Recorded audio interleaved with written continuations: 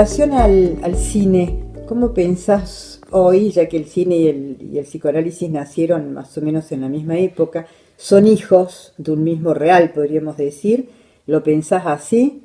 ¿Pensás que el cine es un síntoma de la época y representa algo en cada época? ¿Cómo lo empezamos a pensar? Bueno, me resulta difícil precisar los fundamentos del nacimiento del cine, eh, porque me parece que convergen allí distintos elementos que desde el punto de vista del desarrollo industrial y de la técnica que permiten pasar del cine mudo al otro cine, del sin color al color. O sea, me parece que allí confluyen una serie de factores.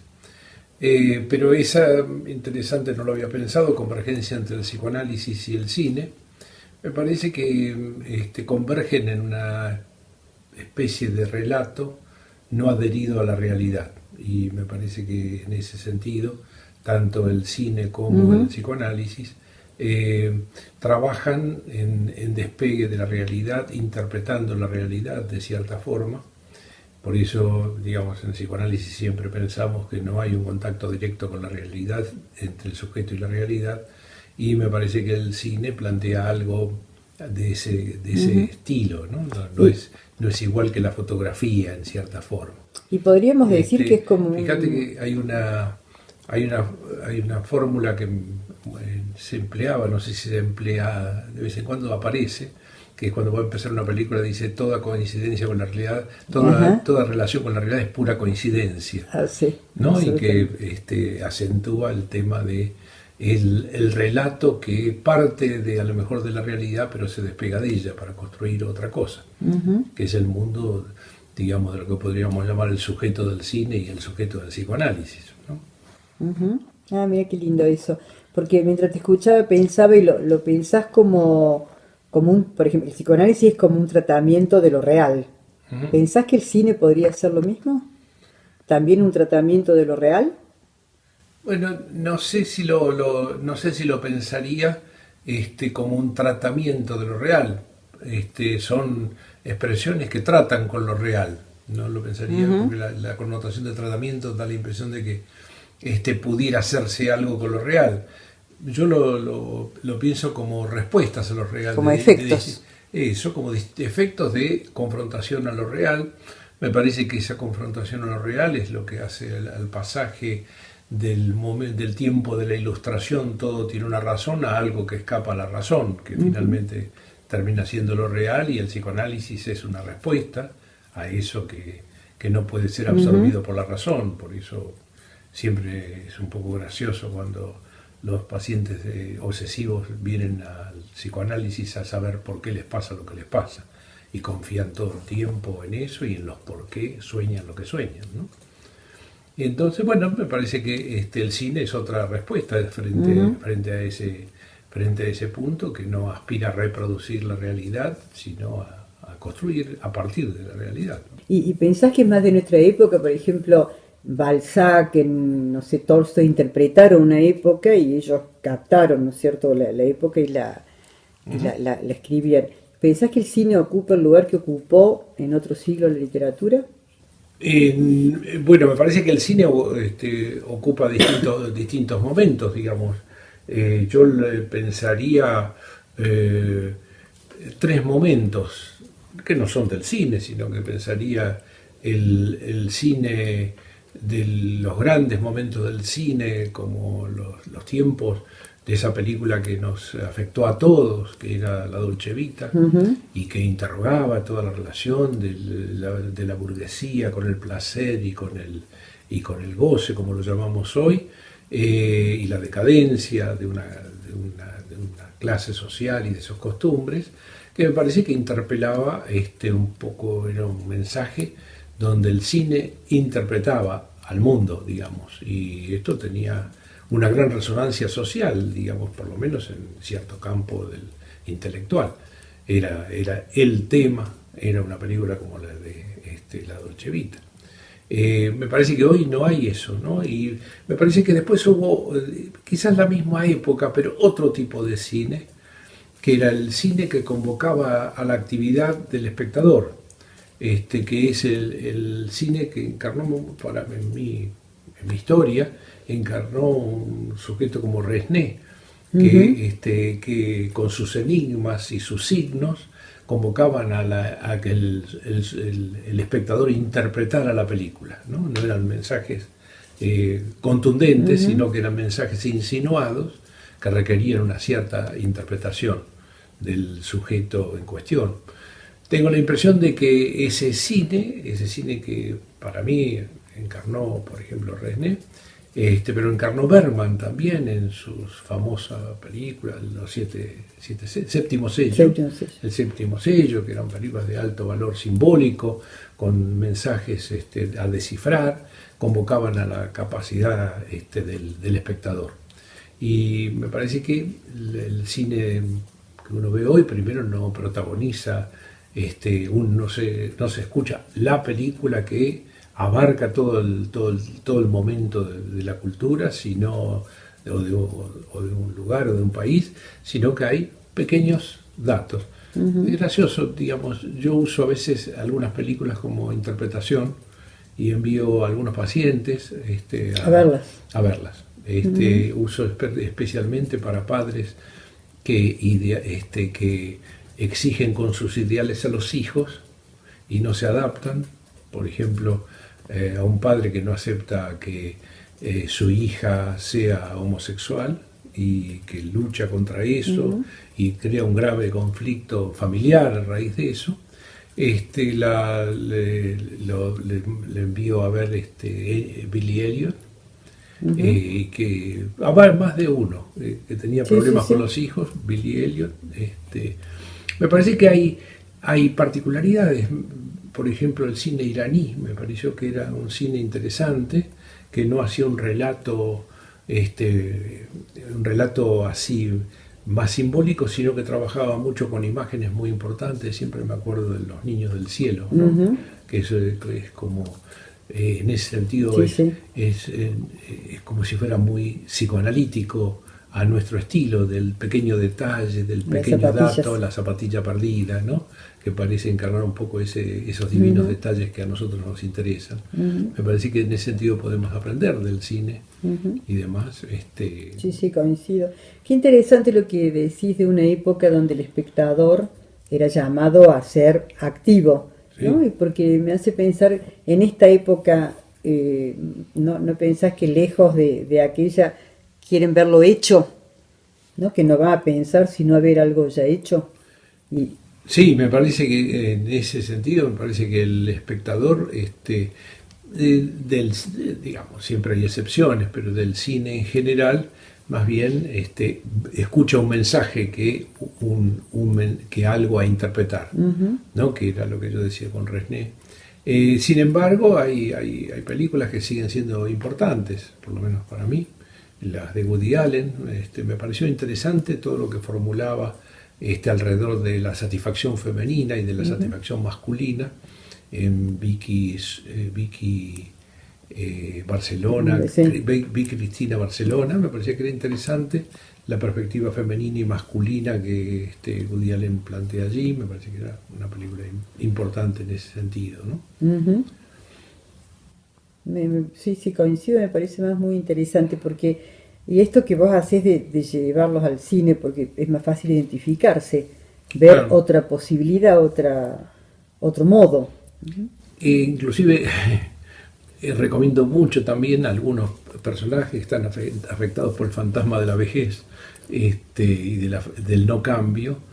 Me parece que hay una película también muy divertida e interesante que es El gusto de los otros, que es una película de que un señor ya como quien dice jugado a su vida y a su forma de vivir, sufre una verdadera transformación de su vida, muy ya en los momentos donde mucha gente dice ya está, ¿no?